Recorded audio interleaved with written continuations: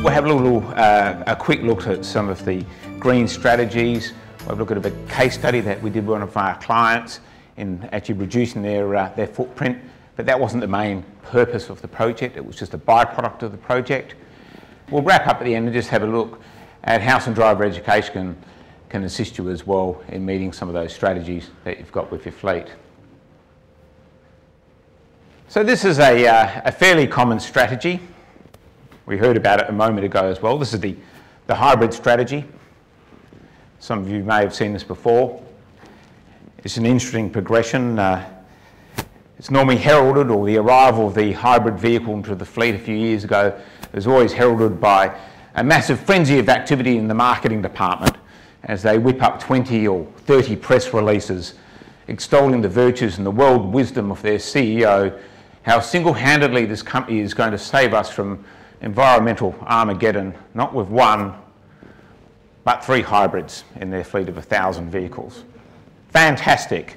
And the scene cuts across to the delivery of the first hybrid, and there's our CEO. He's shaking hands with the fleet manager, the internal fleet manager, Bob or Mavis. And as he shakes hands and says, this is part of our strategy, these 3 hybrid vehicles, the fleet manager's thinking to themselves, who am I going to get to drive them?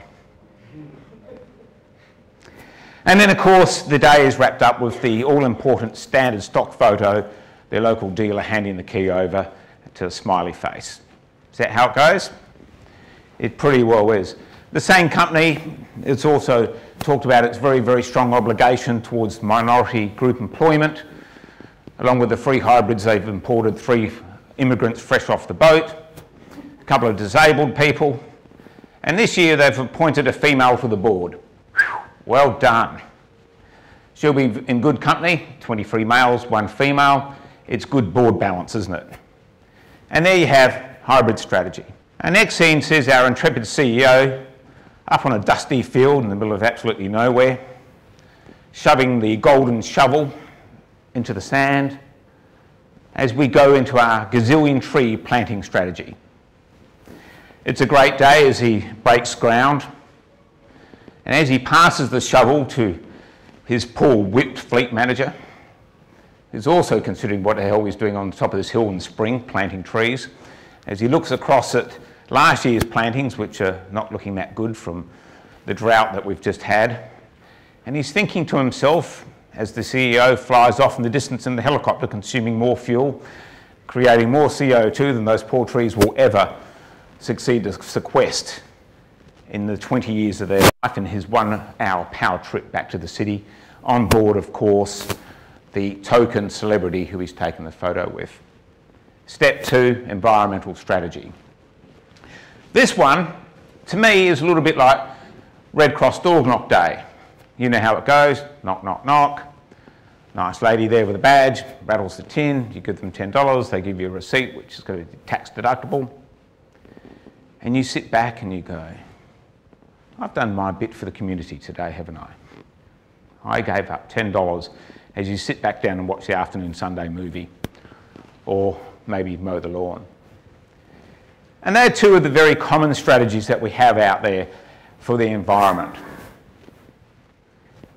But I want to talk to you about consumption.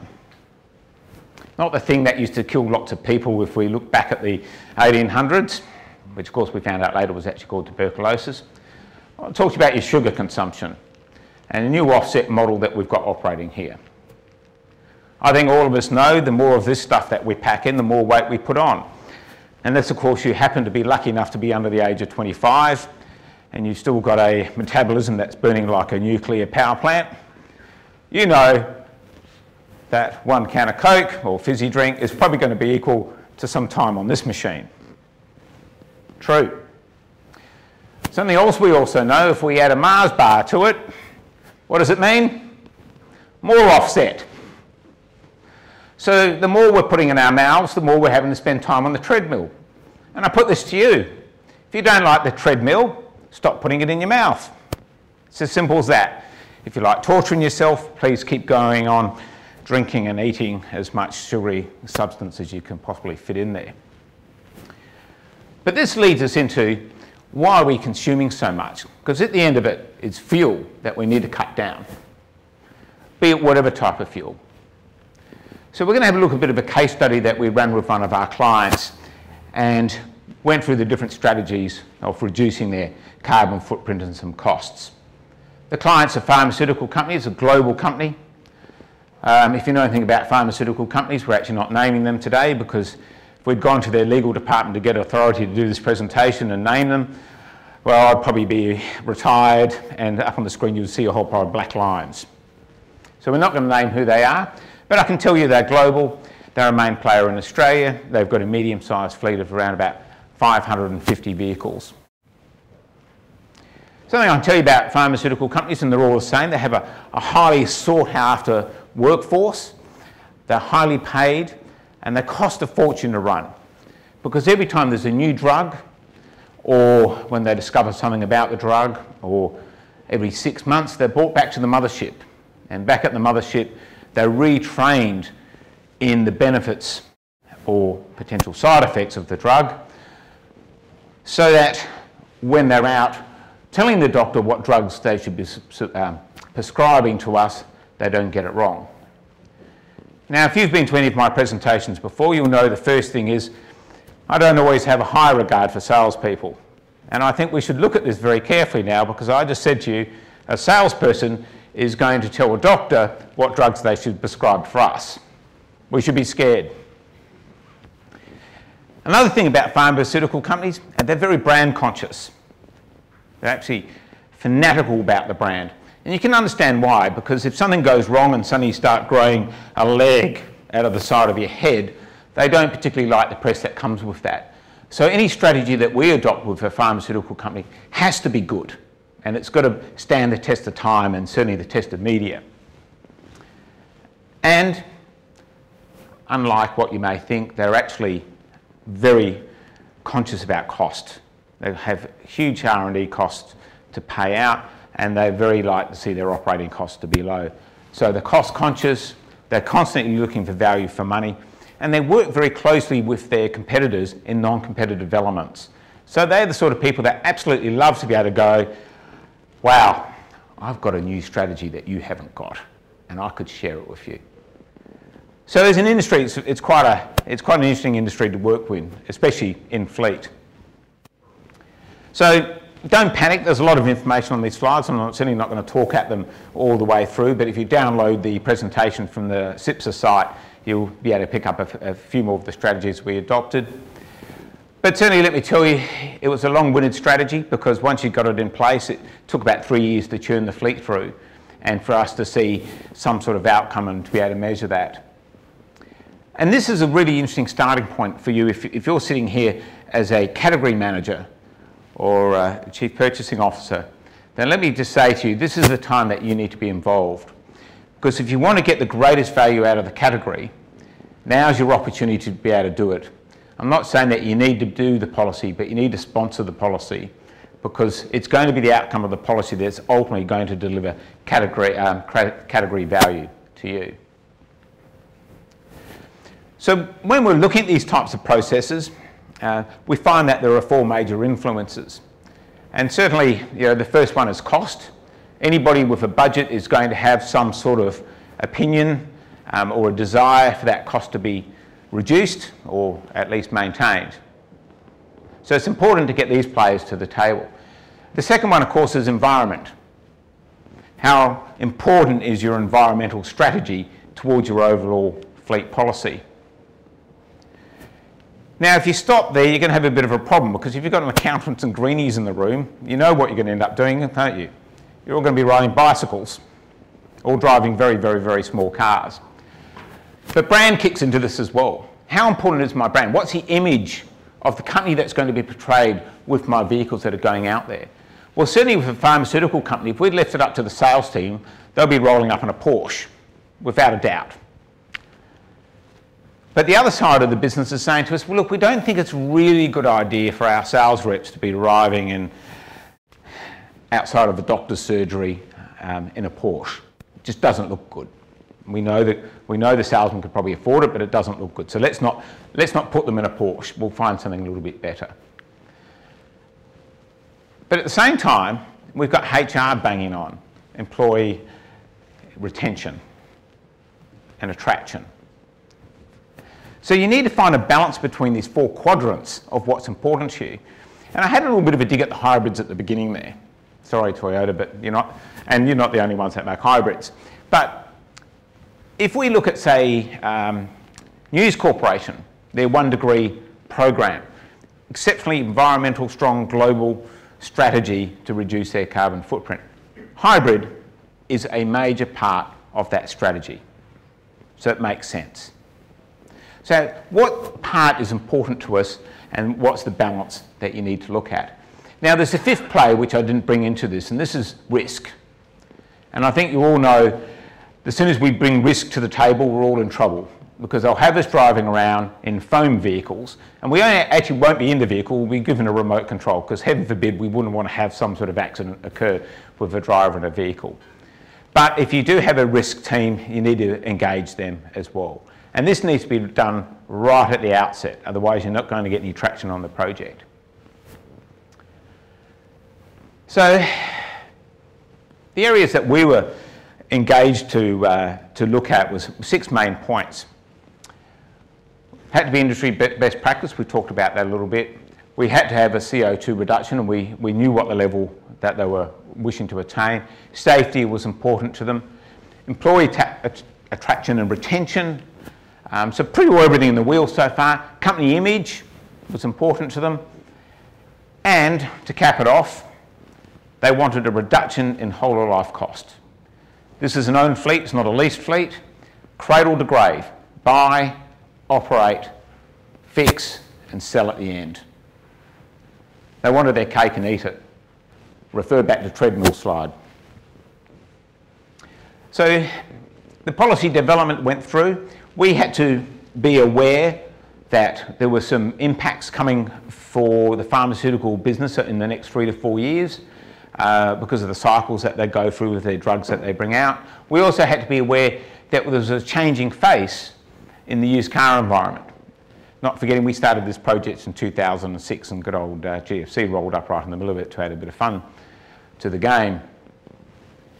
Now, what was important to us, and I think many of you have been down this road before, is we had to engage the end users. So we actually went for we created a list of vehicles that we felt were going to be most appropriate for that organisation, quite a large list. And we knew we had to get it out to them to road test, because we also deal with mining companies. We know that failure to actually get engagement for a vehicle, if you put a vehicle that's the wrong type on the site, they just haul pack it. You get your car back, it looks like something about the size of an envelope. You could actually slip it under a door. And that's pretty well the drivers voting with their feet to say they're not happy with the vehicle that you've put in. So we got the vehicles out, they were tested, they were able to drive them in each state, they were given evaluation forms, and able to go through a series of criteria until we came down to a shortlist.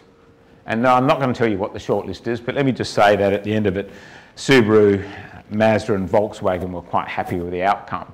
So we were dealing with typical non-main fleet players. A number of challenges were presented to us, of course, as you would expect.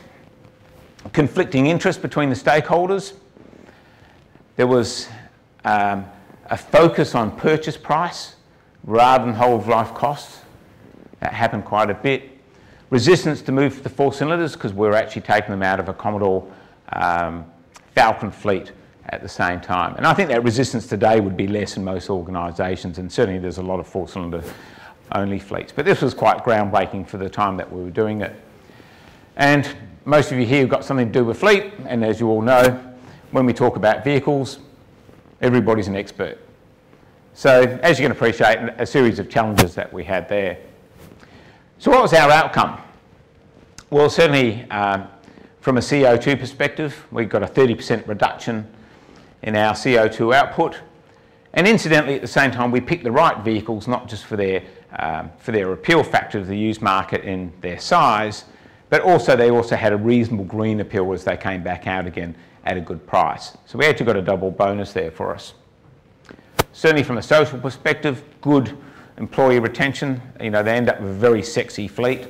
They actually love the vehicles. It fitted really well for younger drivers and older, male and female, which was actually quite a distant step for what a lot of fleet policies are. And they generally only really accommodate for one primary type of driver. And of course, safety, as Stephen talked to us about, safety is a major criteria for almost all fleets today, and safety was paramount at the same time. And we went and added some additional items as well, rear parking sensors and things like that, because it always amazes us how drivers just can't seem to park their cars. I think you could actually save a lot of money out there if you actually had somebody as a parking attendant for your fleet, because that seems to be where most of the cost comes from. The economic outcomes were significant. First step, as part of that contract that we negotiated, we did a rebate on the vehicle, and I just want to say to you, if you actually negotiate rebates on your vehicles, I suggest to you that you always get that rebate paid to you directly by the manufacturer rather than come off the purchase price of the vehicle. If it comes off the purchase price as part of the discount, you'll find that the lessor or the dealer between them will actually chew that up quite nicely and you'll never see it. Whereas at least if you're getting a cheque each month or each quarter or 6 months, however big your fleet is, direct from the manufacturer, you're able to measure it and you can offset that against rentals or against your resale or whatever you like. But at least you can count that money and you know you've actually got it. Over the period of time, 06 to 11, the CapEx reduced just slightly. So we didn't spend more money to achieve our objectives. We actually spent slightly less, and certainly if we readjusted that, it was actually quite a significant reduction because vehicle prices, of course, went up over those 5 years. Resale value in the whole life cost was good. We were actually getting a higher percentage than we were getting previously on the original fleet. So our buy price was the same, resale was higher, so naturally our whole life cost was reducing. We had a true operating cost reduction of 23%, which I think any of you would be happy to have in your fleet. And if you could trim that off the budget, the boss would be happy. And we reduced our consumption by 360,000 litres of fuel. And you know, if we put that in today's language, $1.40, we're talking about around about $500,000 saving. And the greenhouse gases of around about, 786 tonne reduction, working on 25 bucks, we're talking, but they come out to $20,000. So economically, a good result. Social, a good result. Certainly safety, a good result. And we did all of this without one hybrid and without planting one tree. And I'm not saying that those two strategies shouldn't be part of a fleet strategy. I'm saying to you, your first strategy and your foremost strategy continually in fleet should be reduce your fuel consumption and use the benefits of core vehicles that are available to you at a good price that will attract and retain employees as your fundamental fleet policy. Once you get past that point, then start to become a little bit edgier. And you'll probably have some money up your sleeve that you can actually use for other programs after that. It becomes a self-funding model. So let's have a look a little bit at how we can use some driver education to further reduce that footprint. Well, the first thing we know is that a company car has a number of interesting attributes that go with it. And I don't have to tell you any of this, you all know it already. We certainly know they're very fast performers, they can brake exceptionally well. Their boot capacity is actually ever expanding. I disagree with the statement there. You can actually fit more and more in the boot. You just keep shoving it in there and the boot sort of self-expands automatically. And we've seen some of the suspension damage that when we get our vehicles back from lease, so we know they do go over speed bumps very quickly. And this all comes about because of the disengagement that we have with the driver and a company vehicle. And it's something we live with every day, or you live with every day. So the first problem that you're faced with in driver training or education of your fleet is certainly the fact that there is not a lot of buy-in as to what they're doing with their fleet of vehicles. And the second part is we find most risk strategies with fleet tends to focus on the one or two really bad drivers. Fred panged his car again. Oh, third time this week. He seems to get all the attention, doesn't he? But perhaps not the poor driver. The poor driver may just be lucky enough not to be involved in an accident, and I'll just call it luck. So the risk strategy tends to fail a little bit in the fact that it has a single focus on it. So the steps to, if you want to bring in some driver education, I'm talking education here, not training. The steps that you want to adopt are really quite simple. Get yourselves a committee going. And the committee should be peers. It shouldn't be senior management or executive or anything like this. This should be a peer-driven activity. And then have your last 6 months or whatever, 6 years, 5 years, whatever, of your accident history analysed. Don't ask your underwriter to do that because that's like giving Dracula the keys to the blood bank. But get it off your underwriter and send it off to a risk assessor, somebody who actually understands what this means. And they're going to come back to you with some interesting reports. Maybe your top 10, 50 or 100 worst drivers, what are the types of accidents and crashes that you're actually having, where are the incidents occurring, is it winter, summer, certain vehicle types, and you probably get a bit of an eye-opener as to some of that information. Then, when there is an incident, and this is not just an accident or a crash, whichever term you like to use, that's big enough to warrant a claim form, this should be all incidents, because car park damage quite often is one of your biggest costs, apart from your excesses. But actually get that committee to meet with a driver or individually with a manager, because we generally have our fleet spread around a bit. And this is no blame. Absolutely no blame. This is about how could have the incident be avoided. Because there's no such thing as a 100% blameless crash. You're sitting in the middle of the intersection, you're dead because the truck took you out. And your last fleeting thought in your brain as it turns off is, but my light was green. Doesn't help anybody, does it? And if you'd been driving and you'd been aware of your surroundings and you'd been doing long forward vision, medium, short, up and down the hill as you approach the lights, you would have seen this truck coming screaming down the hill. And you would have said to yourself, it's not going to stop. I need to take some evasive action. I know my light's green. And you pull up to a stop at the line, truck goes thundering through, you go, good call. I'm going to reward myself with Mars bar. One of the easiest and one of the most powerful driver education tools is not the racetrack or the skid pan or any of that stuff, but is driver coaching. And this is where you engage an organisation to give you some coaches, and they come out and they spend 2 half days, morning and afternoon on separate days, with your drivers. And they go out and they do the normal mundane day-to-day stuff with them. They drive on their territory, wherever they're going, they do the calls with them, and they just sit there and they talk at them and they observe them. Do you think it's a good idea to be drinking your coffee as you're driving?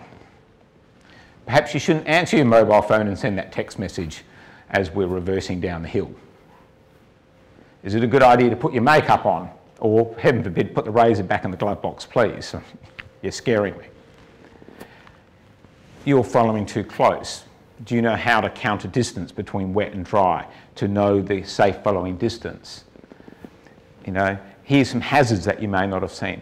And these people do an exceptionally good job, and it's very, I think it's a soft sell, and it just reinforces the activity. But you've got to pick your mark carefully.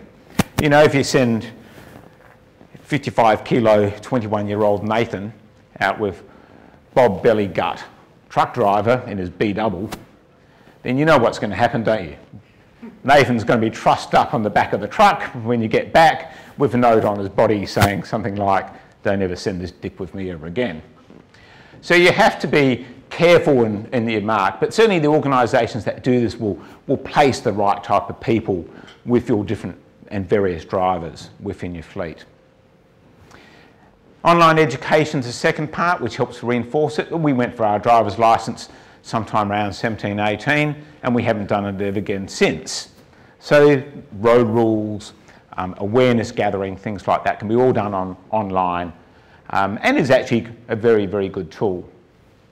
And add to that, perhaps a reward and recognition for good performers, and also a good one to bring up in general meetings, sales meetings or team activity meetings. It needs to be a constant reminder, and you need to have some sort of measurables against that and some sort of outcomes. And certainly if you've got a superior fleet management company, they'll be able to provide that for you. Talk to me later, I can name a couple. Just one. And the other one that does need to happen as well is a bit of re-education after an incident. And I'm talking a car park scrape here, but you know, if you've had an incident of any sort, there's been a claim generated, it doesn't hurt to have a little bit of re-education. And certainly if it's been a major incident, you should go right back through the whole coaching exercise all over again. They may not have been 100% at fault, but just to help build confidence again and talk to them about what could be avoided. And please, remember, this is a blameless activity. This is about keeping your staff alive and supporting them and also keeping your asset protected. So what sort of things can you expect from it? Well, interestingly, we find that a well-driven fleet returns some really good outcomes. First up, generally the fuel consumption drops by about 1.5 litres per 100 kilometres. It just happens. We've had up to 4 litres per 100, and certainly if you start talking trucks, we're starting to talk 5, 6, 7 litres per 100 kilometres. You know, in our 500 car example here, 25,000 kilometres a year, $1.40, our savings, what, $250,000, I think, off memory, somewhere like that. CO2 reduction, again, coming off, what, 3,300 tonnes to 2,800 tonnes. And we've just achieved that by consuming less fuel. We haven't spent any more money. We've just talked to our drivers and said, please, just drive your car with a little bit of respect.